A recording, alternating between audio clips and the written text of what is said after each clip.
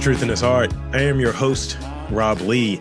And today I have the pleasure, the distinct pleasure, never a chore, always a pleasure, of speaking with the Director of Brand Marketing for the Open Studies Program at the Maryland Institute College of Art, MICA. Please welcome Sabrina Dépestre. Welcome to the podcast.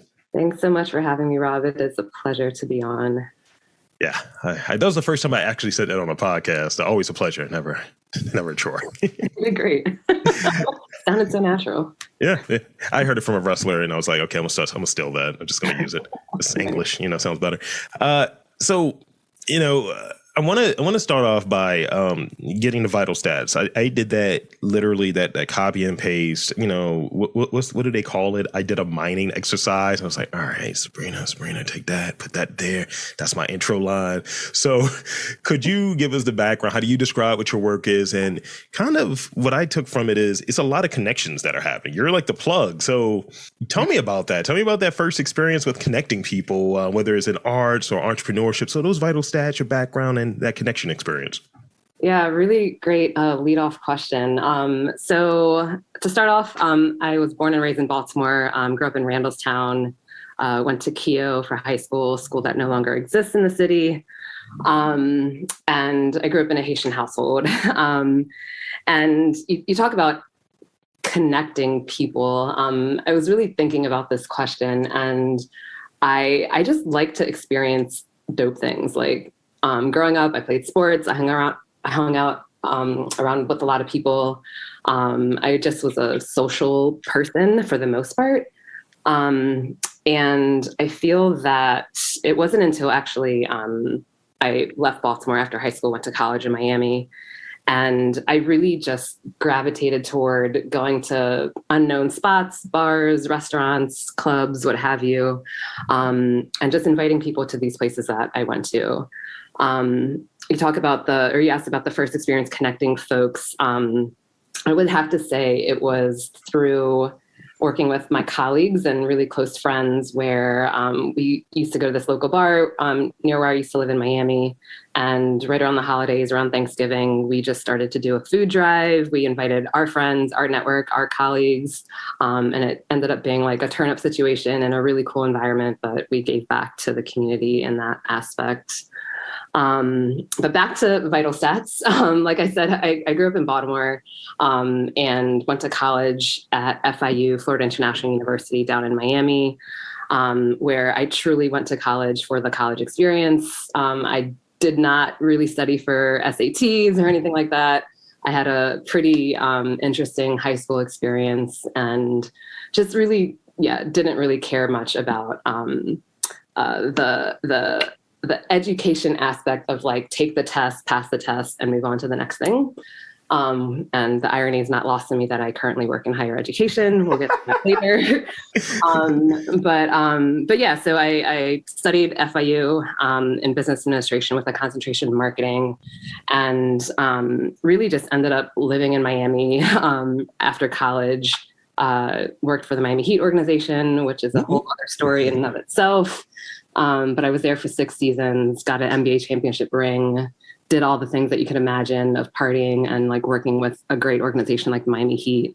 And that was, I'm shortening my experience a lot, but that was another taste in connecting people to places and ideas and sports in particular.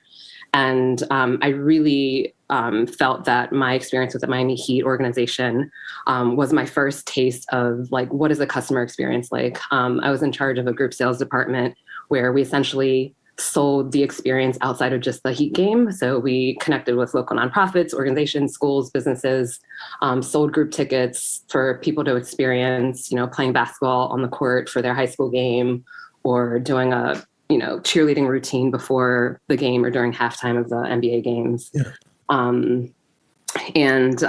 That was my experience of connecting people, having this whole customer experience down, and really just working for one of the dopest organizations in the world, like hands down. That's amazing. After Miami, which is crazy, people are like, why'd you leave Miami? Why'd you leave the Miami Heat? And I left for a couple reasons, but in 2012 was the year that I ended up quitting that really comfortable job. I had nothing else lined up. I was like, I'm just going to quit, do what I love, which at the time I was into wellness and fitness. And I traveled the world. And I was also reading a lot about entrepreneurship, like the Tim Ferriss stuff. Just all the things of like quit your job and do all the things that mostly white people have the privilege of doing without having any like safety net behind them. So yeah, I spent some time traveling and ended up living in New York for a hot second, working as a personal trainer and a coach, a CrossFit coach in Brooklyn. And then got burnt out from working in New York, doing the jobs of, 3 different people as an entrepreneur and a personal trainer, and came back home to Baltimore in 2013, where I have been ever since. And essentially since 2013, I've dabbled into entrepreneurship, solo entrepreneurship, working with agencies, working with consultants, working as a consultant, and now working in higher ed at MICA. Thank you for sharing that. It's a great, and I know you abbreviated it. I know you did. 100%. I'm like, I told you, I can go on these tangents, but trying to stick to the points here. But I'll throw these 3 things in there real quick that you may find interesting. One, I had a because I like puns, and as I called you before we got started, Dépestre mode. So you took your talents from South Beach. That's one. Two, you're the first person I interviewed that actually has a championship ring. Hey. And 3, it's almost like the way that you described that initial is a bizarro version of what my plans were. I went to Morgan and had the administration degree with a background in marketing, and I wanted to go to the U. That's where I initially wanted to go. Hilarious. So did I. I think I was like too scared. I was like, I'm never going to get in here. But that's funny. I just wanted to have my hair slicked back and dress like a Miami Vice villain. That's what my goal was. That's just what it was for me. So for those unfamiliar with like brand marketing, what does a brand marketer do? And I'll hit you with the next part after you kind of go into that, because I don't want to just give a bunch of stuff and it's like, hey, remember this. Yeah, no worries. So brand marketers. So I'll describe what I do and essentially try to bring it to layman's terms, where essentially I help people connect the dots between the product or the service or the thing that they love or want to experience with the organization and the brand. Brand marketers in general tend to connect those dots between the consumer and the product or service through a bunch of different sensory communications, such as verbal identity, verbal communication, visuals, sonic identity, smells and so forth. And I really feel that brand marketers have a really cool, interesting challenge to help problem solve, but also give people the product, the service, the thing that they want in a way that really attracts them through all these different forms of communication. I want to be able to hit everyone with, before I hit the second point, I want to be able to hit everyone with it, like having the crystal clear audio, the intellectually curious questions. I want to have a smell component to the podcast, smell like the studio.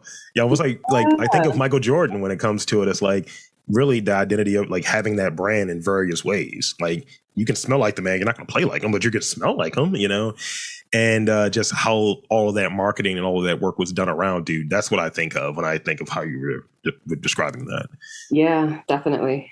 So thinking about the brands that you love, give me an example or two or what have you, but what about those brands really stick out and are prominent for you? Yeah, I love this question. So I tend to gravitate towards like my own experience, obviously purchasing things and even just professionally where I've worked. So I will say the Miami Heat as a brand is such a great brand. And if you think of sports in general, people that gravitate to brands have a lot of loyalty for them, for maybe they grew up in their hometown or they are familiar with them because of their hometown. But with the Miami Heat, for example, and why I love this brand is because of the customer service, the experience that you feel that you have at any interaction of that brand, whether it's in person at a game, watching it on TV, you're buying the jerseys.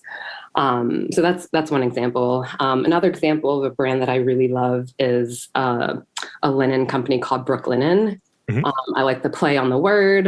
They're based in Brooklyn, New York, and they really help to not help, but they really just change the way people can consume luxury bedding. So like I like to have my room and my apartment set up in a way that it feels like I'm on vacation. So they provide linens and their packaging is really amazing. And they ship your products with programs and a tote bag. And it's just like a really great experience when I invest in that, in those products.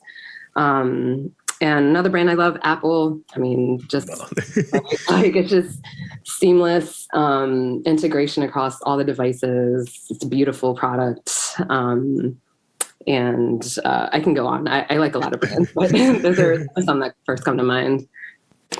Yeah, I those brands sound great, and being that I'm a person that was a late adopter, and now it's just Apple stuff everywhere. It's like, oh snap, I'm being it's part of the board, right? For Star Wars, Star Trek reference for you. Just I'm being just assimilated. It's like I'm just look, it's gonna be the iPod. It's fine. I literally. So. In shifting towards I think the focus of this series of interviews, could you tell me about the Open Studies program at MICA and mission, vision, things of that nature? And what about the mission resonated with you? Yeah, love this question also. So I've been at MICA as the Director of Brand Marketing since January 2019, so just a little over 3.5 years. And I personally feel like I haven't even scratched the surface with when it comes to higher ed and just the opportunities that exist within MICA and the Office of Open Studies. But Open Studies is an academic unit within the academic affairs division of the institution. So you think of the traditional undergraduate experience, which is the 4-year residential experience. You think about the residential graduate program experience, which could be 1 or 2-year programs. And then you have Open Studies, which consists of non-degree and degree programs for K through 12 students for non-degree opportunities, as well as adults for non-degree opportunities, so lifelong learners, as well as our graduate programs. Our mission is really to fuel creative journeys through different and convenient innovative learning models that provide access to the college's resources and art and design education. And really what resonates with me with that mission is just the access to resources, right? And the ability to learn anything about art and design. And personally, like I gravitated toward this because I'm like, I don't necessarily consider myself an artist. Like I don't know how to draw, but I'm interested in the creative process. And I'm interested in problem solving through creativity. And Open Studies provides courses and programs and workshops that really center the art and design education for people of any skill set, any age, any background. It's amazing. It's amazing. And I definitely got that vibe in the interactions that I've had in being on the campus and maybe having a conversation at a program as lunch, and the conversations that you and I've had and other ones that have been a part of the series so far. It's great. It's broad, and I think that you're able to just find things because it's so much diversity in who can be in a class. Like I remember one of the things that Trish said, from 5 to 105, and I was like, that's great. That's a wide range of people from various walks of life. So it's great. So I read that you volunteer your efforts and that you volunteer with your efforts focusing on supporting and connecting youth, entrepreneurs, and leaders in education, art, social impact, and tech sectors. So tell me about a project that sticks out for you, like you have a fond memory of, and why it sticks out. Yeah, it's a really, really great question. So what first comes to mind is actually I used to work for Lululemon, the retail apparel company based in Vancouver, California. Canada, not California. But at the time, this was in 2015, they had a brand that was solely focused on young girls called Aviva. And myself and a colleague of mine were essentially in charge of building the new brand awareness in Baltimore. And if anybody knows anything about Lululemon, it's primarily athletic athleisure. And they essentially have products, or had products at the time, for young girls who were athletes or danced or were in gymnastics. Anyway, long story short, through working with Aviva, again, our role was to really just bring this brand awareness to the region.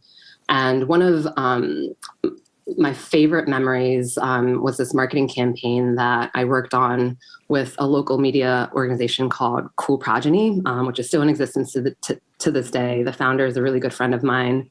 And Cool Progeny is an organization that provides resources, activities, events for families in the Baltimore area, for families and children in the Baltimore area. And we collaborated to create this campaign called the Many Sides of Me campaign, where we featured, I believe it was 5 young girls in the Baltimore area who came to the Aviva store. They were academic leaders, they were athletes, they were dancers, they were lacrosse players, and just like phenomenal people. And their parents and their families and their supporters were also phenomenal people. And through that experience, I'm connecting with youth, but they're also leaders in their own field, right? They, one of the projects through the Many Sides of Me campaign was we were able to provide and create a mentoring program for them to really think through their goals and aspirations. What high school do they want to go to? What do they want to do, professionally? And it was through that work, through that Many Sides of Me campaign, that I was inspired. I was like, these young girls have like so many opportunities, so much aspirations, and so much energy to really make a difference in their communities in the world.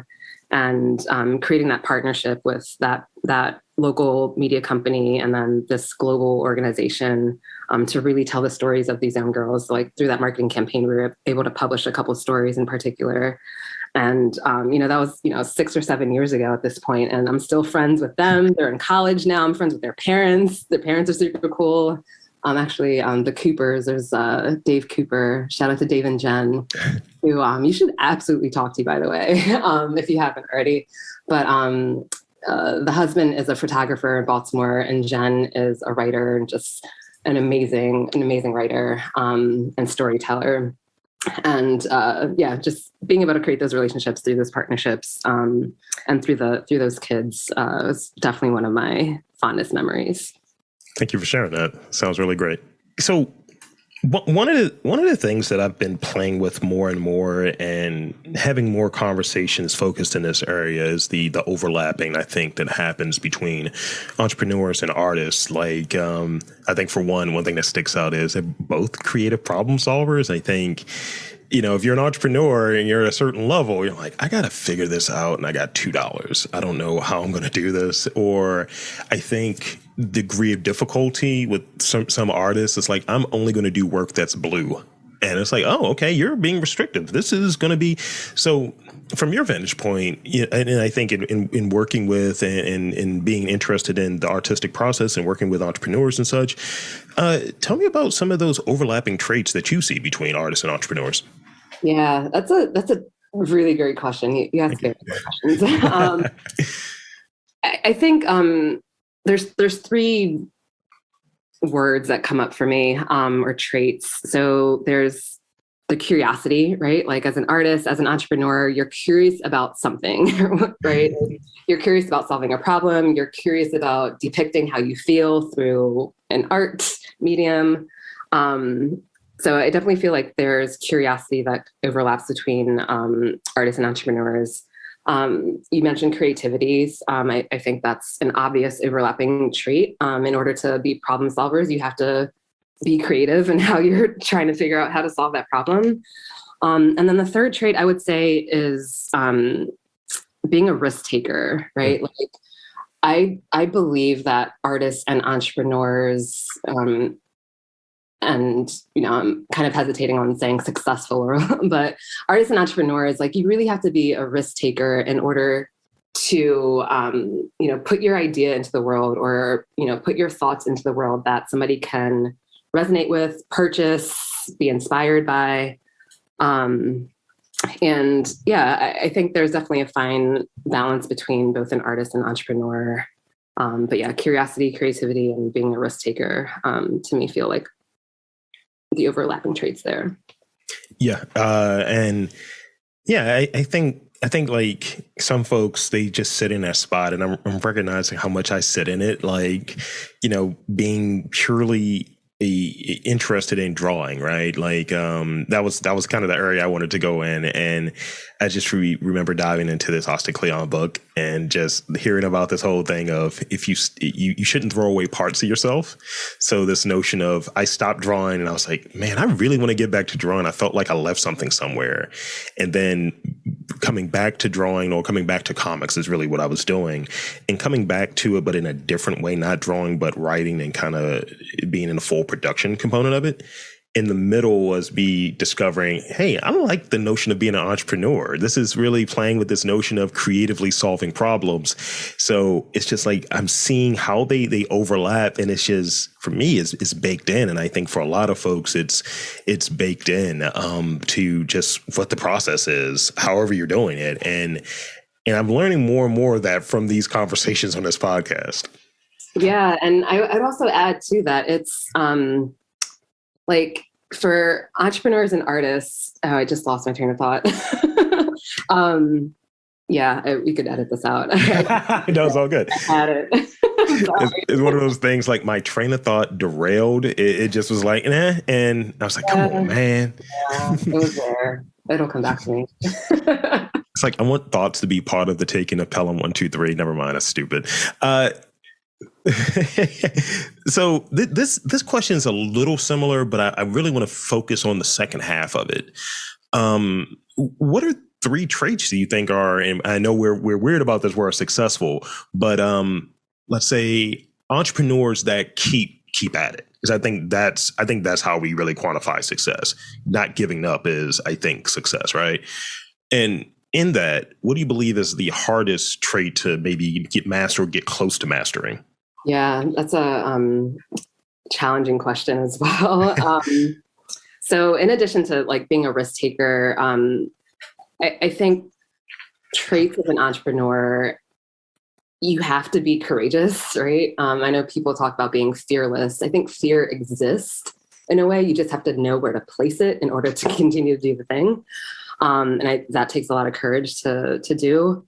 And then I'll say discipline, I do believe is probably the hardest to master, right? Like creating those habits and being disciplined, and like, I'm going to spend a minute a day or whatever it is, doing one piece that's going to move the needle forward to the thing that I want to create or improve in what you're doing. And then I'll say the third trait would be self-motivated, right? Like, you're not going to always have a team. You're not going to always have, I think the creative process can be very lonely. And I'll speak for myself, where like I have to sometimes zone out or really just focus in and be in a place where like I can trust myself to keep the needle forward, or the needle moving forward. Yeah. But yeah, I would say discipline is the hardest thing. Creating those habits and sticking to them 100% is the hardest thing. Absolutely. There's that overlap where I'm looking at the creative work and doing the podcast and doing the work that's associated with that, and doing the more of the admin, more of the entrepreneurial side, and doing consulting and things of that nature. And I find that I need to have one kind of help serve the other and be able to split that time between the two. But if I'm not giving one of them its due, I know when I return to it, it's going to suck for a bit. And, like before, I think I was telling you a little bit at the beginning that I was working on the side project, right? And I wasn't really attending to the questions that I needed. I kind of took a couple weeks off. It was needed. I enjoyed it. But at the same time, I was like, all right, let me get all of this bunk out of there. Let me get all the bad questions out. Let me retool. And I think that's one of the other traits there too. You're always having to work at it. If you're online, you have like a website for your business, you need to be tweaking it. You need to be always doing something. If you're designing something, it's like that quote about painters. They're never really like done. They never really finished. They kind of just stop. Yep.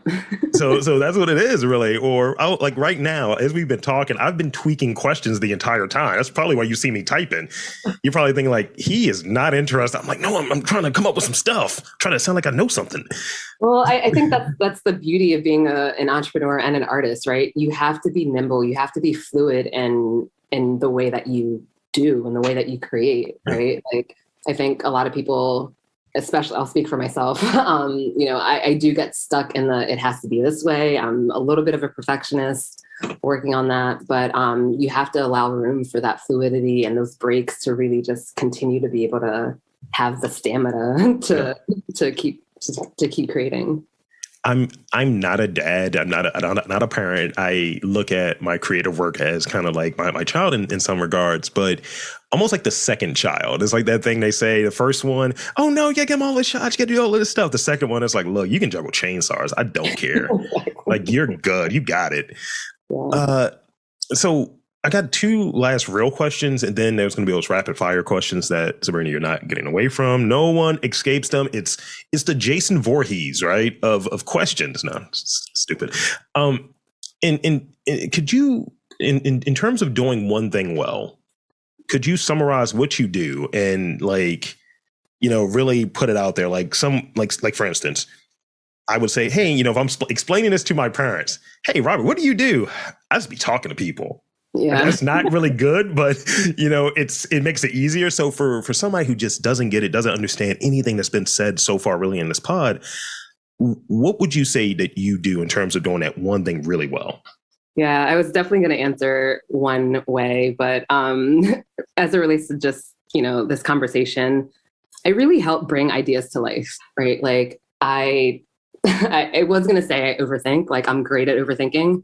But it plays into, the strategic aspect of my role where, there's so many ideas that, ideas that my team has, that I have, that can help solve problems within our organization, within our community, within the education, art and design space. But I really help bring those ideas to life and make it tangible for somebody to experience. Thank you. And lastly, what would you say is on the horizon for the Office of Open Studies in 2023? Yeah. So Open Studies, we are a small but mighty team. When I started in 2019, there were 7 of us, and we are, I think, at 14 or 15 people. So we've basically doubled in size in our team to serve, over 1,000 students per year across all of our programs. And when I came on board, I really helped build the frameworks, the marketing frameworks, the brand frameworks to promote not only the academic unit, but all of the programs that we offer. And as a result of this type of marketing and brand frameworks being in place, we are able to serve more students, bring in more students, and also introduce new ideas and programs and curriculum into the unit. And what we're currently working on, our team is working on a couple of different research projects that are related to redesigning the programs that we do have in existence.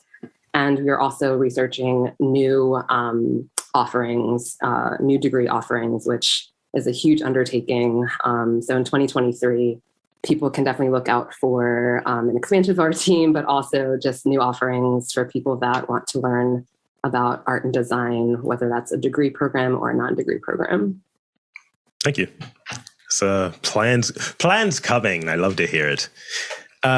So it's now time for some rapid fire questions. All of the goodwill I've established. Just gonna just ruin it. So here's the first one, because I think it's almost a natural segue to kind of continue with the theme of open studies a little bit, but here's the degree of difficulty. They don't have to connect. It doesn't have to be a phrase or anything, but what are 3 words that come to mind that you would use to describe open studies? Innovative, expansive, and resourceful. I thought you were going to go with all vowels for a second. I was like, look, that's too easy. I can't do it. You're thinking something synonym, and I'll be really tight about it. I don't like it. Thank you. Go-to snack. Oh, go-to snack. Oh, man. This is boring, but I'm just going to say almonds. Okay. I like almonds. Yeah, almonds are good. So what was the last book that you read? Ooh, finished or read? I'm currently reading. Well, reading. That's fine. Currently reading The Seven Husbands of Evelyn Hugo. Totally forgot the name of the author, but it is great. It is suspenseful and great. In terms of like part of the day is kind of what I'm looking for, but you could take it however you want to, but usually I'm looking for like that part of the day. When do you get your best ideas? Like I read that people get their best ideas when they're doing something boring, something mundane, like ironing a shirt, washing dishes, taking a shower. When are you getting your best ideas?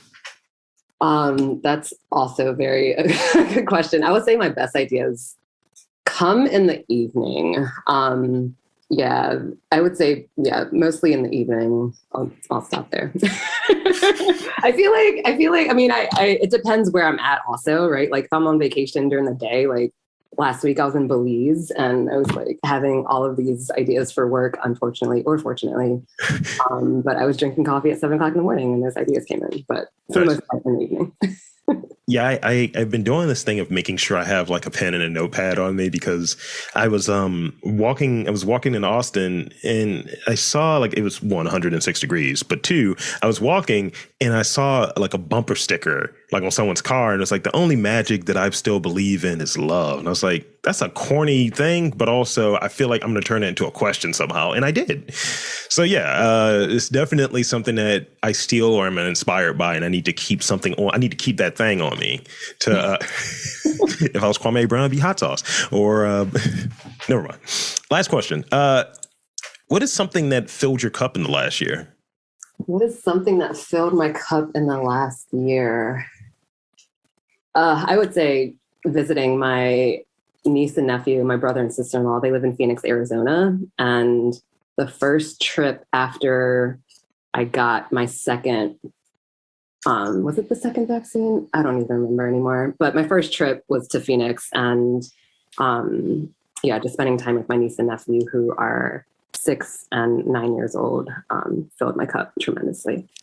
Family time is great. I was able to see my brother when I was in Austin, and he drove down. He and his wife drove down from Waco, a 90-minute drive, and I was like, "You came out here just to get tacos and peace out?" He's like, "I can't see you, bro." I was like, "I appreciate it. Beautiful, I love it." Yeah, it was great. It was great. So that's pretty much all the questions that I have. But I want to, one, thank you for coming on to this podcast. And two, I want to invite and encourage you to share anything you feel like we omitted about your background, open studies, and tell folks if they where to check out things if they want to learn more. Yeah, definitely. Thanks so much for having me. It's been a pleasure speaking with you today. So for those of you who would like to find more information about open studies, you can follow us on all the socials at MICA Open Studies. You can also check out mica.edu/open studies. And there you'll see all the list of programming classes that we have coming up. So there you have it, folks. I want to again thank Sabrina Dépestre for coming on to the podcast. And I'm Rob Lee, saying that there is art, design, entrepreneurship, all of that good stuff in and around Baltimore. You just got to look for it.